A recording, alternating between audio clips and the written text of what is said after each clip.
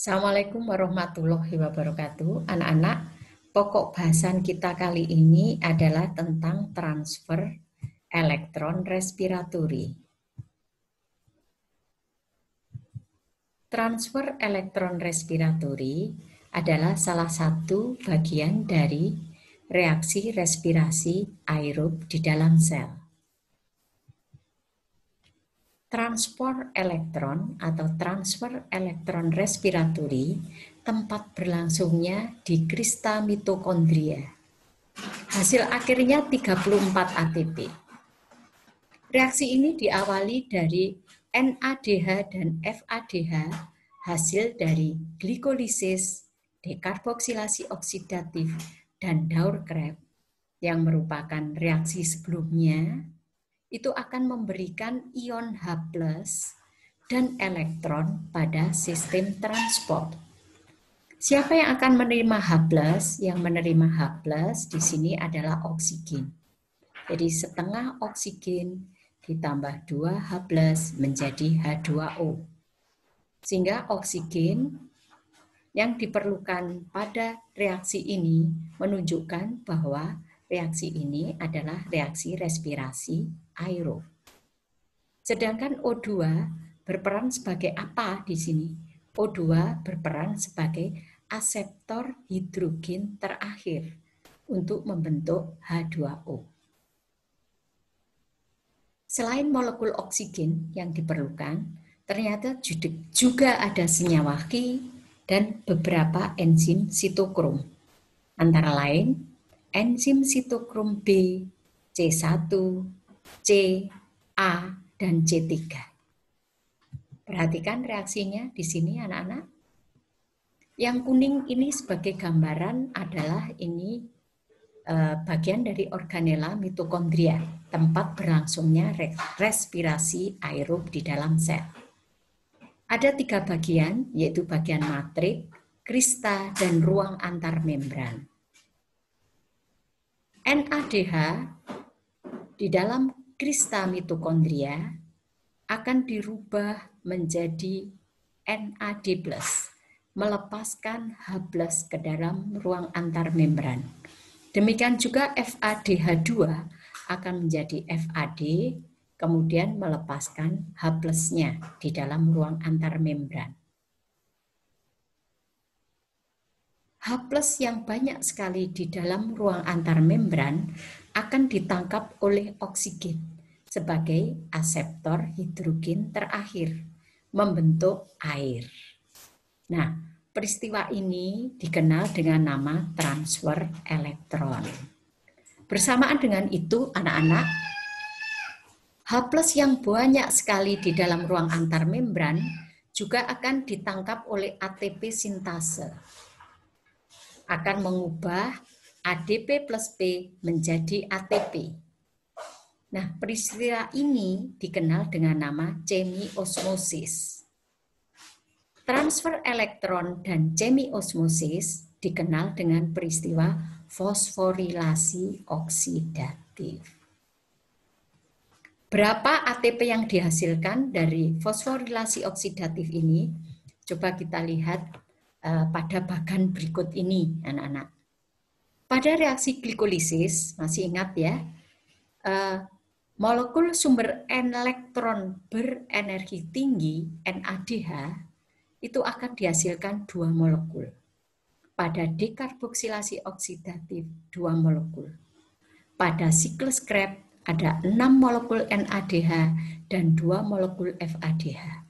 Sehingga total ion H+ yang dihasilkan pada 1 molekul glukosa adalah 10 ion H+ dari sumber elektron berenergi tinggi NADH dan 2 ion H+ dari sumber energi elektron berenergi tinggi FADH. Sehingga dari reaksi TER akan terbentuk totalnya 34 ATP. Kenapa kok 34 ATP? Itu karena 10 NADH itu akan menghasilkan 1 NADH 3 ATP. Sehingga kalau 10 NADH kita tinggal mengalihkan ya, 10 kali 3 berarti berapa? 30 ATP. Demikian juga FAD. Ada 2, berarti 2 kali 2 ATP menjadi berapa? 4 ATP. Jadi kalau ditotal menjadi 34 ATP. Ya. Nah, kita lihat pada reaksi berikut, anak-anak. Nah, ini kita lihat. NADH akan merubah ADP plus P menjadi ATP. Demikian juga FAD. Itu akan merubah ADP plus P menjadi ATP. Nah, siapa penangkap H terakhir? Yaitu oksigen. Jadi setengah oksigen menangkap 2H+ menjadi H2O. Nah, kalau kita lihat reaksi kimianya, ada 10 NADH bereaksi dengan 5O2 menjadi 10 NAD+ dan 10 air. Berapa ATP-nya? Ya, kenapa 30? Karena apa? 10 NAD dikalikan dengan 3, jadi hasilnya 30. Sekarang kita lihat FAD. 2 FADH bereaksi dengan oksigen menjadi 2 FAD+ plus 2 H2O dan 4 ATP. Kenapa 4 ATP? Karena ini 2 kali 2 sehingga 4. Ya, sekali lagi anak-anak, 1 NADH jika dioksidasi menjadi 3 ATP. Karena ini ada 10 NADH berarti ada 30 ATP. Demikian juga ini. 1 FADH dioksidasi menjadi 2 ATP. Kalau ada 2 FADH berarti ada 4 ATP. Sudah jelas ya? Oke. Nah, ini kalau kita lihat reaksi secara keseluruhan ya. Kemarin kita sudah membahas juga ya. Glikolisis itu akan dihasilkan 2 ATP langsung. Nah, ATP yang dihasilkan langsung tanpa melalui transfer elektron itu dikenal sebagai fosforilasi tingkat substrat. Nah, demikian juga siklus Krebs, langsung dihasilkan 2 ATP. Ya. Jadi dari siklus Krebs dengan glikolisis ini dihasilkan 4 ATP langsung atau dikenal dengan fosforilasi tingkat substrat. Sedangkan pada transfer elektron respiratori itu dihasilkan 34 ATP yang dikenal dengan fosforilasi oksidatif karena dibantu oleh apa? Oksigen. Ya. Sehingga totalnya per 1 molekul glukosa akan menghasilkan berapa? 38 ATP. Nah, sudah jelas kan? Sekarang bagaimana kesimpulannya ya? Kita buat bersama-sama kesimpulannya ya. Dari semua proses yang terjadi pada respirasi aerob di tingkat sel, itu kita masih ingat kemarin peristiwa glikolisis ya, reaksi glikolisis itu akan menghasilkan NADH2, ATP2. Pada dekarboksilasi oksidatif dihasilkan 2 CO2, 2 NADH. Pada siklus Krebs dihasilkan 4 CO2, 6 NADH, 2 FADH, serta 2 ATP. Pada transfer elektron respiratori dihasilkan setengah O2 ditambah 12 H2O, hasilnya adalah 6 H2O. Jika kita total dari semua proses yang terjadi pada respirasi aerob, maka berapakah CO2 yang dihasilkan? 6. Berapakah air yang dihasilkan? 6 molekul. Berapakah yang dihasilkan dari sumber energi NADH? Itu ada 10. 10 kali 3, 30. Dari FAD 2. Berarti 2 kali 2, 4. Menjadi berapa totalnya? 34 ATP. Nah, peristiwa terbentuknya 34 ATP dari sumber energi NADH dan FADH dikenal dengan nama fosforilasi oksidatif.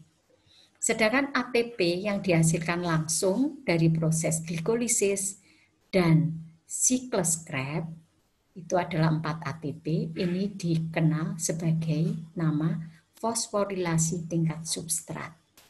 Sudah bisa membedakan ya, apa fosforilasi tingkat substrat dan apa fosforilasi tingkat oksidatif. Nah, ini kesimpulannya, satu molekul glukosa bereaksi dengan oksigen akan menghasilkan 6 CO2, 6 molekul air, dan ATP. Berapa ATP-nya? Ya, 34 tambah 4 berarti berapa? 38 ATP. Oke, sudah jelas ya anak-anak?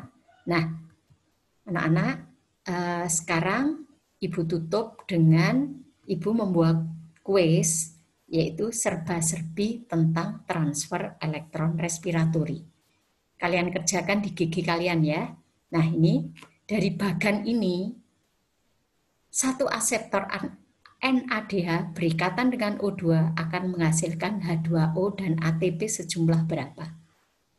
Ya, bisa toh? Ya, ini ada A sampai G. Ya. Demikian anak-anak, semoga bermanfaat. Wassalamualaikum warahmatullahi wabarakatuh.